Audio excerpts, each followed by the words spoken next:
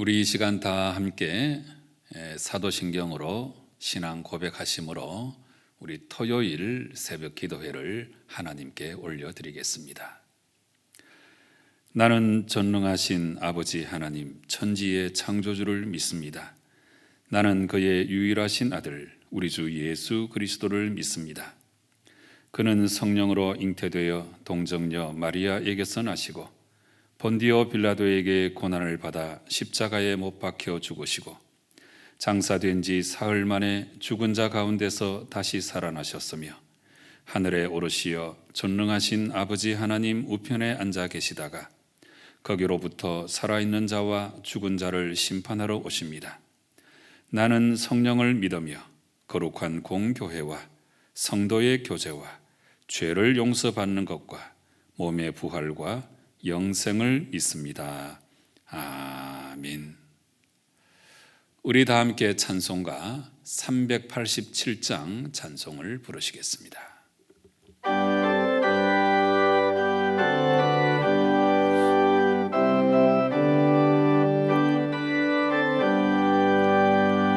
멀리 멀리 갔더니 처량하고 고나며 슬프고 또 외로워 정처 없이 다니니 예수 예수 내 주여 지금 내게 오셔서 떠나가지 마시고 길이 함께 하소서.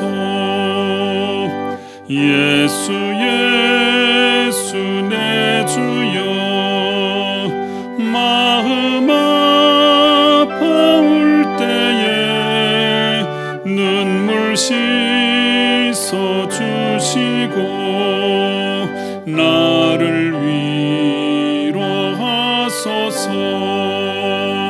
예수 예수 내 주여 지금 내게 오셔서 떠나가지 마시고 길이 함께 하소서.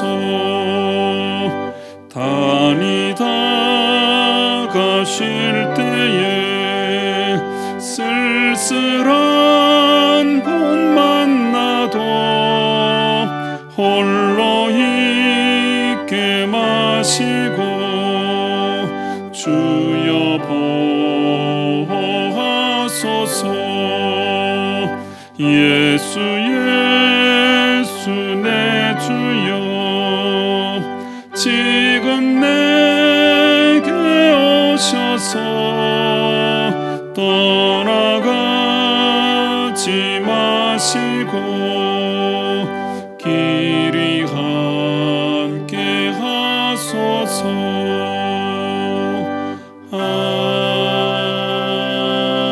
아멘.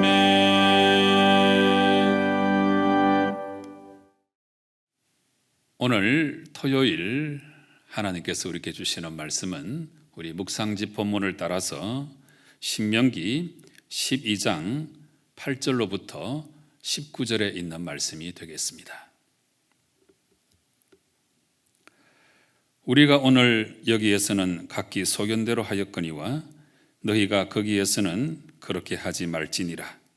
너희가 너희 하나님 여호와께서 주시는 안식과 기업에 아직은 이르지 못하였거니와 너희가 요단을 건너 너희 하나님 여호와께서 너희에게 기업으로 주시는 땅에 거주하게 될 때 또는 여호와께서 너희에게 너희 주위의 모든 대적을 이기게 하시고 너희에게 안식을 주사 너희를 평안히 거주하게 하실 때에 너희는 너희의 하나님 여호와께서 자기 이름을 두시려고 택하실 그곳으로 내가 명령하는 것을 모두 가지고 갈지니 곧 너희의 번제와 너희의 희생과 너희의 11조와 너희 손의 거제와 너희가 여호와께서 원하시는 모든 아름다운 선물을 가져가고 너희와 너희의 자녀와 노비와 함께 너희의 하나님 여호와 앞에서 즐거워할 것이요 내 성중에 있는 레위인과도 그리할지니 레위인은 너희 중에 분깃이나 기업이 없음이니라.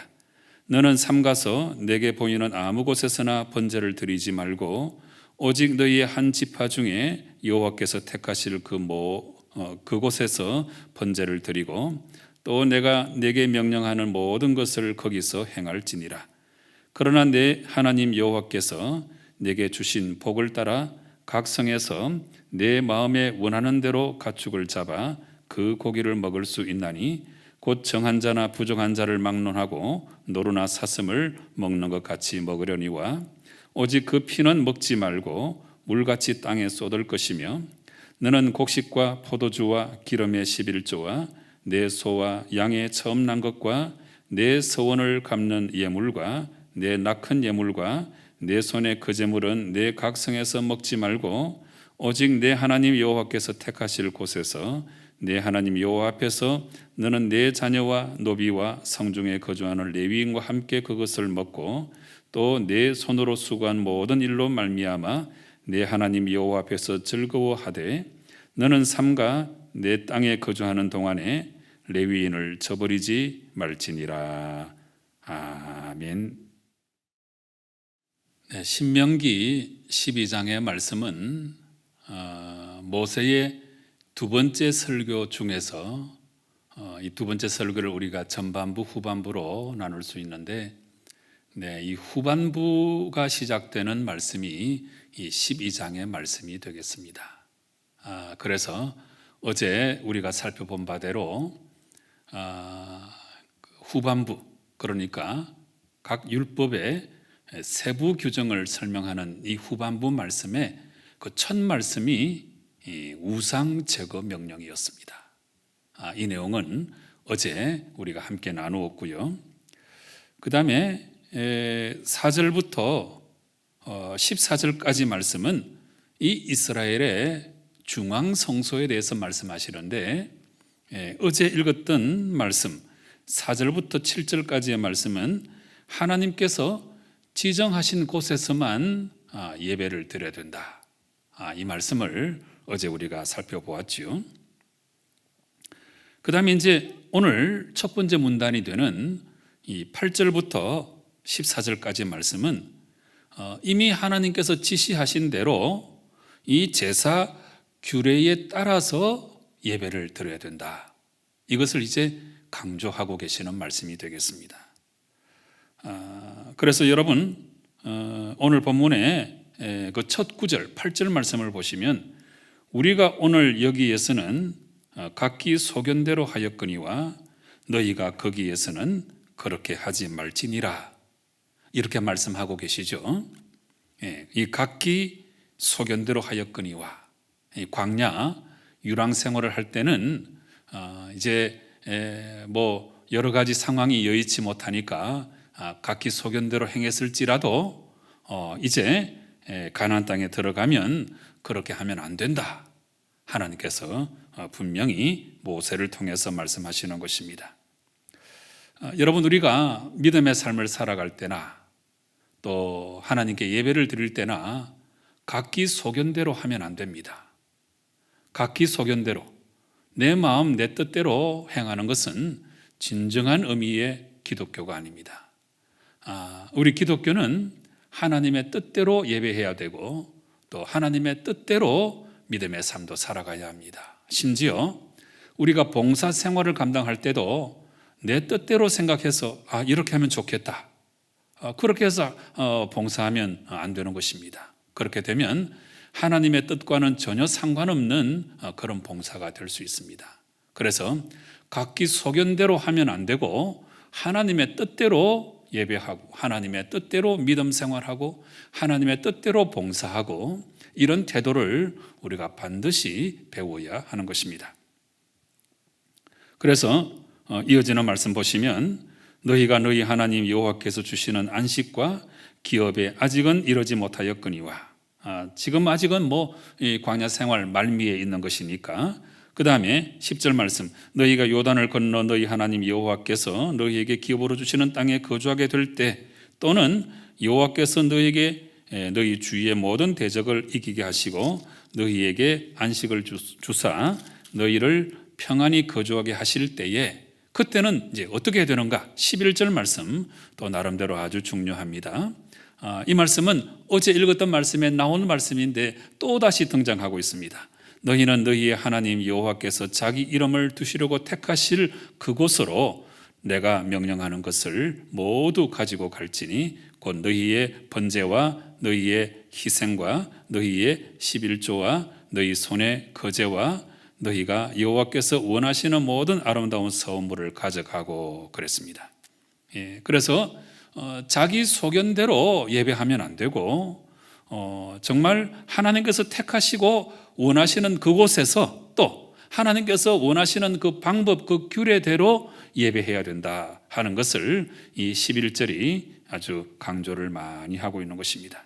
그래서 이렇게 하나님 앞에 정한 성소에서 그 중앙 성소, 나중에 예루살렘으로 하나님께서 지정해 주십니다마는 이렇게 정한 성소에서 또 하나님의 방법대로 잘 예배하는 자에게 하나님께서는 14절과 같은 복을 또 허락해 주신다고 약속하고 계십니다.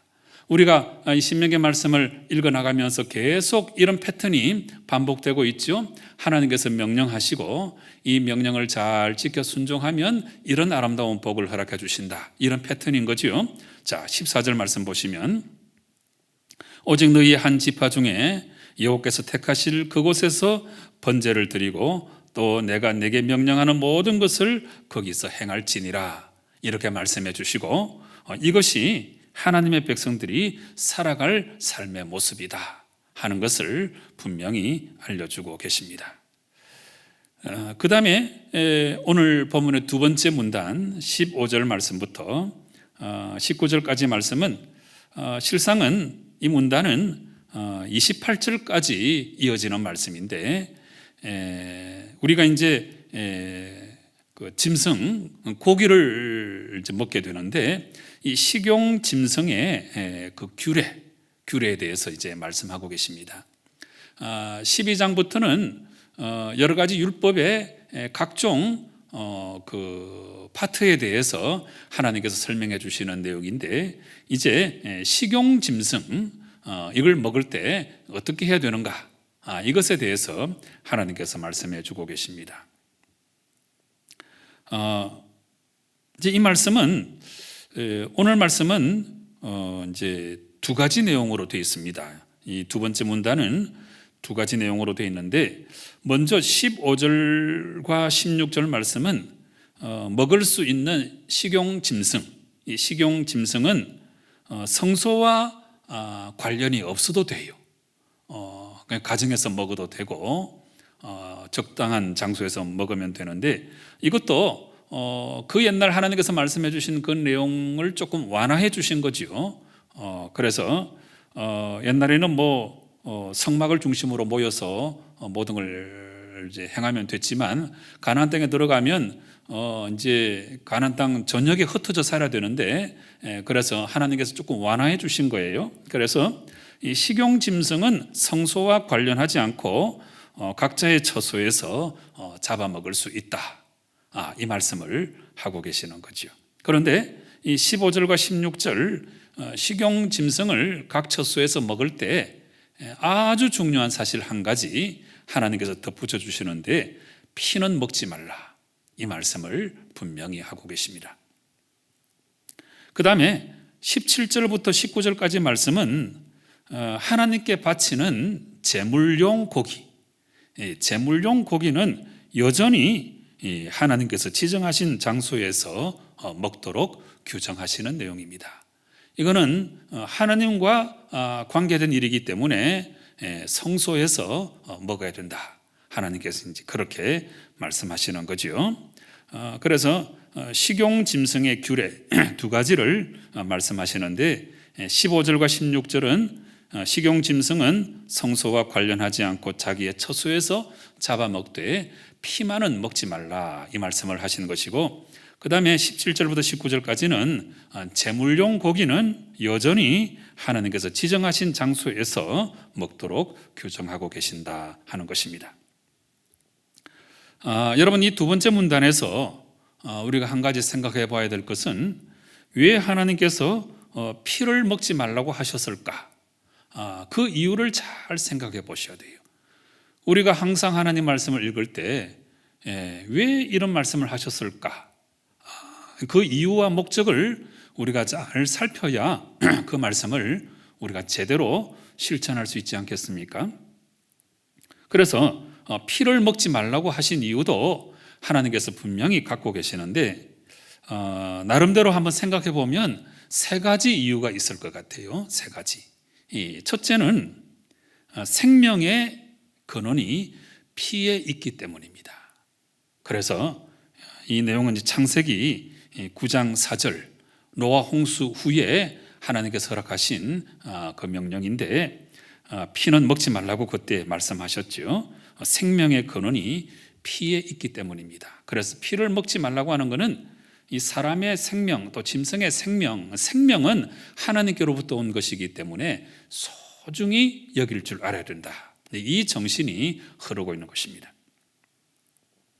그 다음에 이제 피를 먹지 말라고 하신 두 번째 이유를 생각해 보면 이 짐승의 피가 사람의 죄를 속죄하는 데 사용되었기 때문입니다. 그래서 레위기 17장 11절 이런 말씀에 보면 바로 이 피가 우리의 죄를 사한다 이렇게 말씀하고 계시거든요. 그래서 하나님께서 사죄의 도구로 사용하시는 이 피를 함부로 취급하면 안 된다 하는 의미에서 피는 먹으면 안 된다 하나님께서 이렇게 말씀하고 계시는 것입니다. 그 다음에 한 가지 이유를 좀 더 찾아보면 아마도 이 고대에 우상 숭배자들 이런 사람들은 피를 함부로 마셨던 것 같습니다. 그래서 피를 먹음으로 자신이 신과 교통할 수 있는 존재가 되었다 이렇게 생각을 했더랬는데 이런 사악한 관습 이건 이제 가나안 땅에 들어가면 버려야 된다. 이게 이제 우상 숭배와 연관되어 있기 때문에 우상 숭배하면 안 된다는 차원에서 피를 마시지 말라 하나님께서 이렇게 말씀하고 계시는 것입니다. 여러분, 오늘 하나님의 피를 먹지 말라고 하신 이유 이걸 우리가 잘 기억하고 이 정신을 우리가 잘 실천해서 사람이든지 뭐 짐승이든지 그 생명을 소중히 여기고 그 다음에 피 흘림이 없이는 사함이 없으니까 이 피를 소중히 여기고 그래서 우리가 하나님께로부터만 용서함을 받고 생명의 삶을 살아갈 수 있음을 기억하고 이 명령을 우리가 오늘날도 잘 지켜내야 하는 것입니다. 이렇게 하나님 말씀에 잘 순종할 때에 또 하나님이 19절과 같은 마지막 복을 선포해 주십니다. 18절 마지막 부분에 이제 함께 보시면 그 성중에 거주하는 레위인과 함께 그것을 먹고 또 내 손으로 수고한 모든 일로 말미암아 내 하나님 여호와 앞에서 즐거워하되 그래서 하나님께 예배 잘 드리고 하나님과의 아름다운 관계 속에서 즐거워하는 삶을 살아가되 한 가지 명령하고 계십니다. 19절 말씀 너는 삼가 내 땅에 거주하는 동안에 레위인을 저버리지 말지니라. 이 레위인은 뽑혀서 하나님의 일만 하는 사람들이 아니겠습니까? 그래서 레위인은 따로 기업을 받지 못하고 나머지 지파들이 제공하는 그 내용을 가지고 삶을 영위해 나갔습니다. 그래서 레위인의 기업은 하나님이 레위인의 기업이 되는 거죠. 그래서 레위인은 따로 뭐 경제 활동을 하지 않고 하나님만 섬기는 사람들이었잖아요. 그래서 이런 사람들을 저버리면 안 된다. 하나님께서 마지막 19절에서 말씀하고 계십니다.